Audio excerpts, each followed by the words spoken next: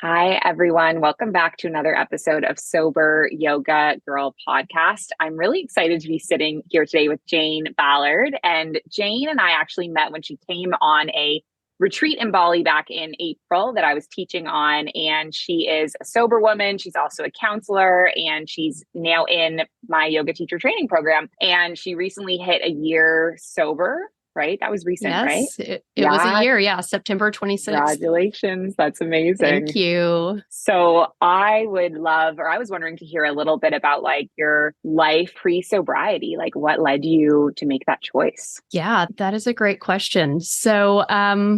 My life pre-sobriety. Well, I'll just start out telling you a little bit about me. So I am a married mom of three. I've got three kids. They're 10, 8, well, almost 8 and 5. And I live in Dallas, Texas. I grew up in a small Texas town. And, I was actually just writing out my story last night I'm speaking at a group of moms, a mothers of preschoolers group on Friday. So I was writing out my story last night and thinking back over childhood and just the context in which I grew up. And so I was born in the late 70s, small town, Texas, conservative parents. I had this very kind of idyllic, in some ways, upbringing, where I thought, well, moms drink iced tea and they stay home with their kids, and dads work and they drink Bud Light. And, that's just the way life is. And I can remember at an early age, my dad would have me like take his empty beer can and then go get him another one, and he'd give me the last sip. And I remember thinking, oh, this is so disgusting. But I wanted to like be cool and wanted him to think I was tough and could drink the beer. So I did it. And yeah, it's just funny how those little memories stick out. But really my first experience with truly drinking alcohol came in my early teens. I went to a high school where, all the cool kids drank, and I joined right in, wanting to fit in. And for me, it felt a little bit magical because from the time I can remember, I struggled with social anxiety and shyness, and I never really let it hold me back, but it was always there with me, and it took effort to push through it. And so when I had my first experience of really drinking and experiencing intoxication, it was like, whoa, this like shroud of feeling inhibited just magically melted away, and it felt amazing. So I kept on drinking, and I think I looked like a normal drinker throughout high school and college. Had no real tangible consequences, although many days wasted feeling hungover and, moments of shame and guilt and cringing the next morning, remembering things I had said or done that probably would not have done had I not been drinking. So those were the early days. And then fast forward, probably the last decade or so, I got married 11 years ago, had my first kid 10 years ago, and then basically spent about a decade getting married and having children, and lost my mom right at the beginning of that decade. So that was kind of a defining moment for me, because it brings the reality of death to the surface, when before it's this abstract thing that we all know is going to happen, but that's a long, long, long time away, and we don't have to worry about it now. And then when you lose someone in your closest circle too soon, you realize, oh my gosh, like this is it. This is the only life we get on this earth. It's not a dress rehearsal. Like this is the only chance we get. And so that's really stuck with me over the last 10 years. And I think part of what led me to sobriety a year ago. So drinking as an adult mom, we all have probably heard to some degree about mommy wine culture. One of my dear friends, who is still one of my dear friends, when I had my first child, she brought me a bottle of tequila and some margarita mix, like to the delivery room. Like, yay, you can finally have a drink again, in a wine glass that said mommy juice. And that was totally normal, just mommy wine culture. We're all just trying to survive. But the reality is that it makes it so much harder, because, what softens the stress and the irritability of parenting in the short term just compounds it in the long term. And I think post-pandemic, post-lockdown part of pandemic, the culture around alcohol really shifted in my neighborhood and in my community, and it became ubiquitous. It was everywhere. It was on play dates. It was at sporting events. It was pretty much any social event, any time of the day. And I think that while my relationship with alcohol was very manageable, I started noticing times when it was less manageable over the last few years. And I just felt like it wasn't worth it. And so basically what happened, I had been working with a therapist over a 2-year period of time. Probably in 2021, I started working with a therapist and was doing a lot of work on spirituality and deconstructing some religious beliefs and reconstructing and really looking at myself and figuring out who am I and what do I want out of this life? And can I figure out who that person is and truly accept that person so that I can let that person be known? And, I was talking with him about some of my recent experiences with drinking. And he's like, well, what do you think about just experimenting with giving up alcohol? He's like, what about 30 days or 90 days? I was like, no way. It's I like my wine and my margaritas too much. I'm not doing that. And that was kind of the end of that. And we didn't talk about alcohol much more. And then maybe a year later, I can't really remember when that conversation happened. I woke up one Monday morning. I wasn't hungover. I'd had a glass and a half of wine the night before. The day before, we had my son's, I guess his 9th birthday. We had taken 15 boys to play paintball and loaded them up in my minivan, half of them, and my husband had the other half, and it was loud and overstimulating. And I remember the party ended and the kids went home, and I was like, I need a drink. I need to take the edge off and just escape. And so I had that glass and a half of wine. I was like, well, that actually really wasn't very satisfying. It didn't really do much for me. And then the next morning I woke up and I had this epiphany experience that I'm still trying to make sense of, but it felt like what can only be described as I felt like it was contact with God, like he was speaking to me, but it wasn't in words and it wasn't with the use of language. It was more like just this overwhelming clarity that I was being called to give up alcohol. And I didn't know what that would look like or if it would be forever. And I still don't know that. And I don't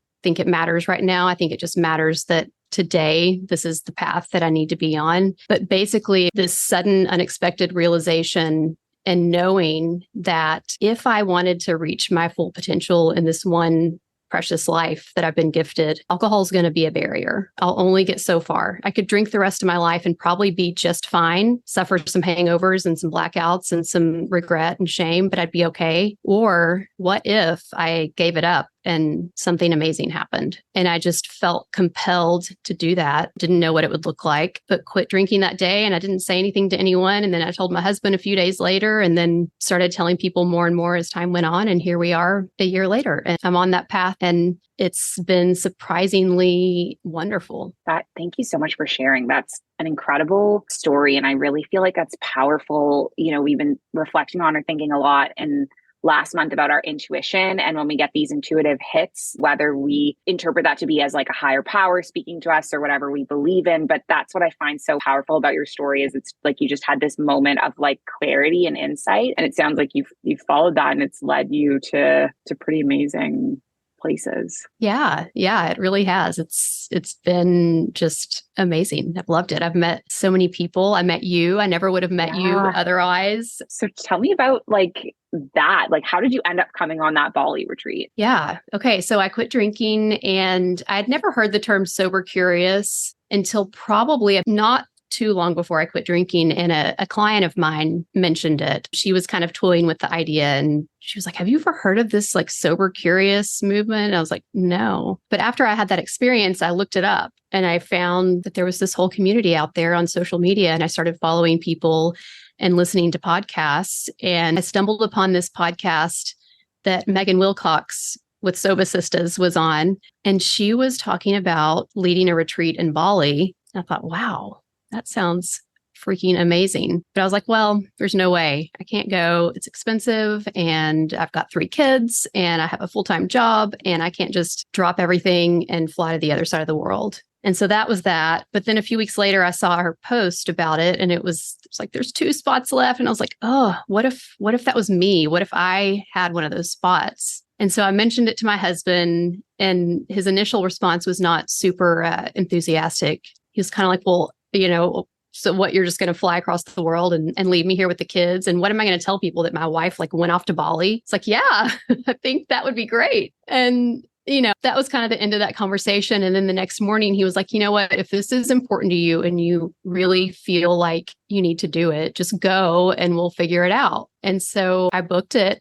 I signed up that day and went. Well, I didn't go for several months, but I didn't really tell anyone about it for a long time because I did feel kind of embarrassed. Like, what am I going to tell people that hey guys, I'm going to Bali on a retreat. So I told people a few weeks before I went, and then I went, and it was such an amazing, transformative experience that I feel like that was a turning point for me where I started kind of letting people in and being vulnerable and sharing my story and letting go of the shame. When we keep things inside and hide them in the dark, the shame grows. But when you open up and you take the risk and let go of the outcome and let people in, it can be transformative. And so that's kind of the journey I've been on since I got back from Bali at the end of April, is just beginning to open up and share my story and see where that takes me. So amazing. And I have to share one of the things that you mentioned, like talking about this idea of you going on this retreat and doing this thing for you, even though you have, 3 young children at home. And that's been something that I've seen a lot of while I've been running my retreats, is women coming, all the way to Bali, and they're a parent and they have so much going on at home. And I just think it's one of the most incredible things, because when I was growing up, that was not something that mothers did. Like, my mom did not ever do something for herself that I ever saw, in my childhood. Like, the most thing she did for herself was like join a gym when I was a teenager, Yes. And something like this, I'm like, it's incredible. And I think it makes you a better mom. You get this time away, you Absolutely. reflect, you heal, you fill up your cup, and then you go back and you can like be more loving and more present and more calm. And I just think it's really amazing that, you were able to do that. You were able to see the value in that. And also that your husband was able to support you in that choice. It's really beautiful. Yes. And I love like modeling for them, that for my kids, that moms get to do stuff like this too. Like, nobody bats an eye if a man goes to South America and goes on a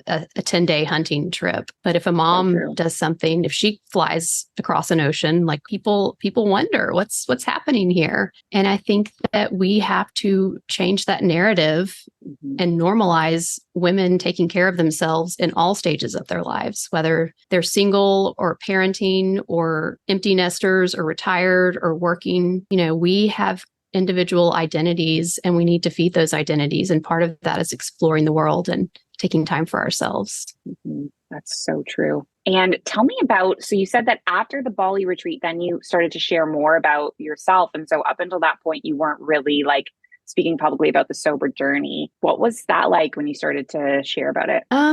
Well, it was a little bit terrifying. So part of the reason I started sharing is I decided that I wanted to lead a retreat to Bali. I'm a therapist, and so it kind of was a natural thing. Like, I could do this professionally. I already do, a lot of work with women looking at themselves and exploring their purpose, their meaning in life. And I was like, well, this could be just kind of a little bit of an expansion of that. And I want to come back, but there's no way I'm coming back on another retreat as a participant a year later. So maybe I could lead a retreat and get to have this experience all over again and share it with other people.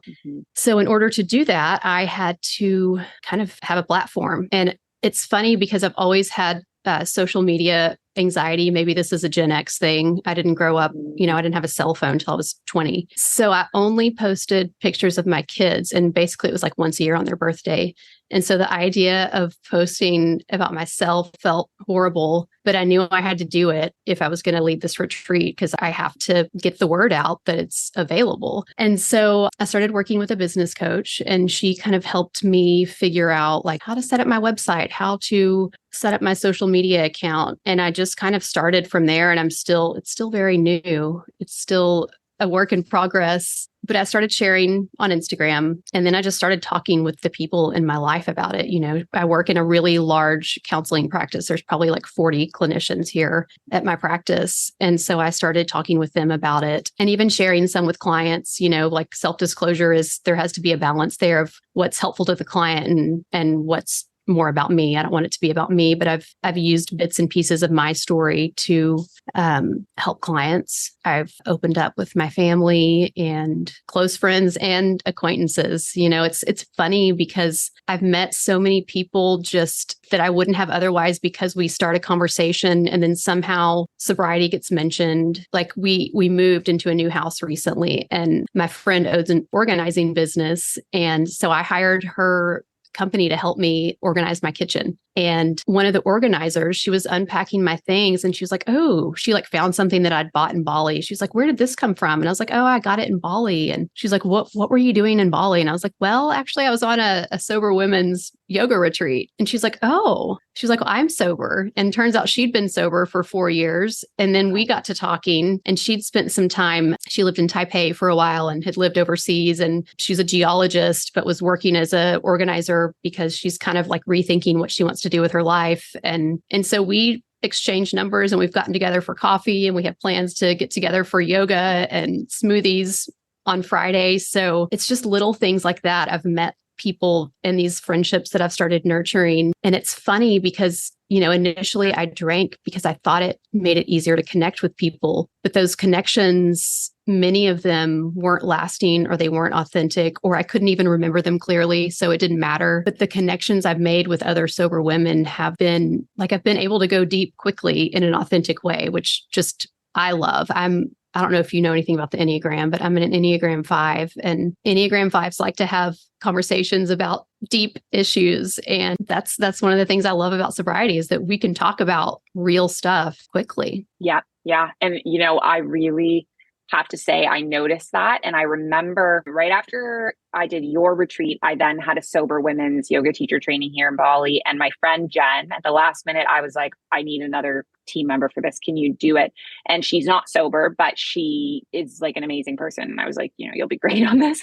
But she noticed right away. She said, oh my goodness, you guys, it's like you have a superpower because you can just drop into this vulnerability. And she was like, I've never seen this before. And having her reflect that back helped reconfirm, something I already knew, which is that you get into a circle of sober women and they can just go so deep into their truth in a way that people that are not, I don't want to say not everyone can do this, but some people that are not sober can do it. But the general collective, I would say, is not there to have those deep and raw and powerful conversations without a drink in their hand. Yeah. It's like for whatever reason, the armor that we carry through life is off. And there's like this unspoken norm of unconditional positive regard. And your story is not going to be judged. It's going to be met with love and compassion and empathy and somebody who's probably had a similar experience. And there's just something really, really powerful about that. And then you put a group of women in this beautiful, kind, loving culture of Bali, and you leave your stressful environment and you don't worry about the little day-to-day details that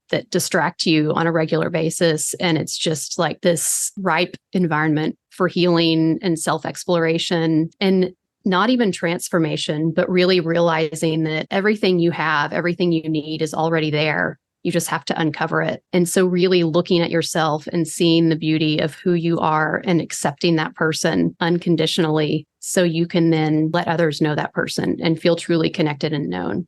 So tell me about your retreat next year. When is that? And yes. Yeah. So my retreat is April 21st through 28th. 2024. It's going to be amazing. So one of my favorite activities that I did was a cooking class with this woman, Putu. We went into her family compound in her village and they welcomed us in. There were 3 generations of family members, men, women, kids, and we cooked. Her niece did this traditional Balinese dance for us. It was just such a beautiful experience. So we're definitely going to be visiting Putu. I want to have this atmosphere of let's all just come together and look at our lives and figure out what are our values, what's truly important to us, and how can we make choices, one step at a time, one choice at a time that moves us in the direction of those values. And so we'll do some mindfulness practices, some meditation, sound bath, and then of course, like fun adventure stuff. We're going to do a waterfall adventure. We'll do a beach day. Yeah, it's it's going to be amazing. Amazing. And of course, you'll be done your yoga teacher training at that point. Yes, I will be certified by then. So yeah, we'll see if I'm teaching the yoga. I think I probably will. I'll definitely be doing the women's groups and the programming and meeting with people individually if they want to. And then we'll have daily yoga by me, or maybe you, Alex, if you're available. I will definitely be around for sure. Yes. And hopefully I'll get to meet up with you. Yeah, absolutely. One of the things I didn't get to do while I was there was the sunrise hike. What is the mountain called? Mount Batur. It's amazing. Yes, Mount Batur. So that's on my list. I really want to do that. Yeah. Just getting up and watching the sunrise over the mountains and seeing, the pictures that people have with just like the sea of clouds in front of them. It's powerful. Beautiful.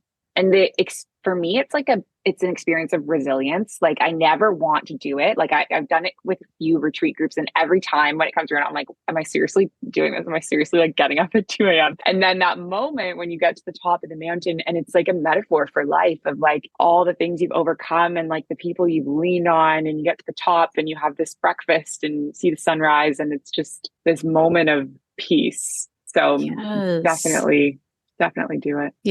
Yeah, I'm looking forward to that. Jane, you have such a grounded presence. And when you talk about your retreat and like the different things that you're going to offer and the availability to meet with you, I just feel like being a therapist and all the skills you have, you're just going to bring such a unique set of skills and a unique energy to the space that you hold. Well, thank you. That's my hope, that I can bring, what I love doing. I absolutely love therapy and helping women and men. I love working with men too, but just helping people embrace who they are and figure out what they want in this life and what are the barriers and how do we work around these barriers. So yeah, I'm really looking forward to doing it in a setting like Bali and just providing an opportunity for other women to experience what I experienced. And, I think it's definitely one of those experiences that defines life that I'll remember forever as being just one of those peak moments. Love that. We will I'll put in the episode description, like any links to your retreat if anyone's listening and is curious and wants to learn more. And I just have one more question for you, one last question, which is if you had any advice or wisdom to give to someone who is looking at starting a sober curious journey, what would that be? Yeah, that's a great question. So several things. One, I think try not to get too serious with it. That's something I struggle with, is being too serious. And so I like to remind myself to be playful and get curious and think of things as an experiment. It doesn't have to be something that is all or nothing. There doesn't have to be a label. You don't have to have a diagnosis. It doesn't have to be pathologized. So one piece of advice is just try it and see what happens, see how you feel, experiment with it. My older sister, actually, she's been talking to me a lot about her relationship with alcohol, and she hadn't had a drink for 45 days. And then she drank. And the next day she texted me and she was hungover and felt horrible and was so regretful that she drank. And I was like, well, it's just data, it's a data point. And you still, over the last 50 days, you were sober for 45 of those, or the last 46 days, you were sober for 45, like still a massive, massive accomplishment.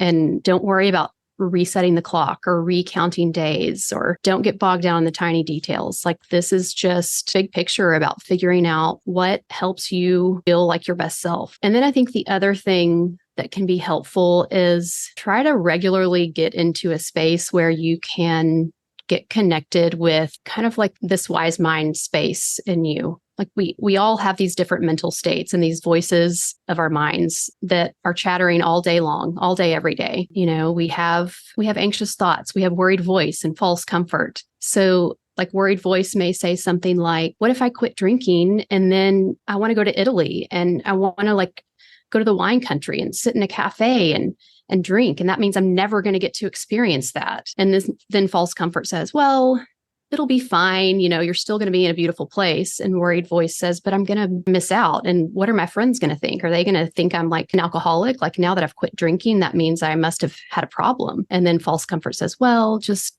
let that go. And then I think we have this third voice, this wise mind voice that kind of transcends and floats above the fray and says, don't try to solve an unsolvable problem. Just figure out what you need to do right this second. Worry about Italy when you have a trip planned to Italy. Figure that out then. But right now, what do you need today? And really, I think a lot of it is about learning to tolerate uncertainty. We like to know for sure. We like guarantees. We want to know what's going to happen and how things are going to turn out and whether we're making the right decision or the wrong decision. And I think that if we can let go of that need for certainty and tolerate the distress that comes with sitting in it, we open ourselves up to so much more depth and beauty, even if there is pain mixed in with that. And so I guess long story short, figure out a way to get in touch with your wise mind, whether that's meditation or listening to music or yoga or being outside in nature. Like figure out how to get in touch with that part of your mind and then think, what is wise mind telling me? What is wise mind telling me about my relationship with alcohol? Is if I look at the cost benefits, which side is higher? Is the cost greater than the benefit? And if you come to a decision in that moment, try to remember that when the other voices of the mind take over at other times, because they will, and just refocus on wise mind and say, you know what, like right now, this voice of the mind is telling me I should probably just have a drink because, it's pointless. Like there's no way I'm going to be sober forever. And today sucks. And so I'm going to go have a glass of wine. If that voice pops up, say, you know what, I'm going to wait until I can get back to wise mind. And then I'll decide. If wise mind thinks I should have a drink, then maybe I'll have a drink tomorrow. But today I'm going to wait till I can get back to that place and know that this moment that I'm craving or second guessing my choice will pass. There will be a beginning, a middle, and an end to every distressing emotion. And we just kind of have to wait. It's going to be a little curve like a mountain. And, when we drink, we feel ourselves going up with a distress. Then we have a drink and it goes down like this. But what we don't see is that if we just ride the wave and don't have the drink, it's eventually going to pass anyway. And we're going to feel so much better on the other side of that emotion than we are, several hours after drinking. So much wisdom in what you shared. Thank you. Jane, it has been so amazing having you on the show and hearing about your story and your journey. And I'm excited about your Bali retreat. And I think the space you're going to hold and the magic that's going to unfold, it's just going to be incredible. Yes. If people are interested in finding out more, they can find me on Instagram. It's Jane W. Ballard, or at my website, janewballard.com. So I would love to hear from people and hear about other people's sober, curious, or sober journeys. Amazing. Thank you so much. And I'll see you soon. Okay. Thank you so much, Alex. It's been great being on.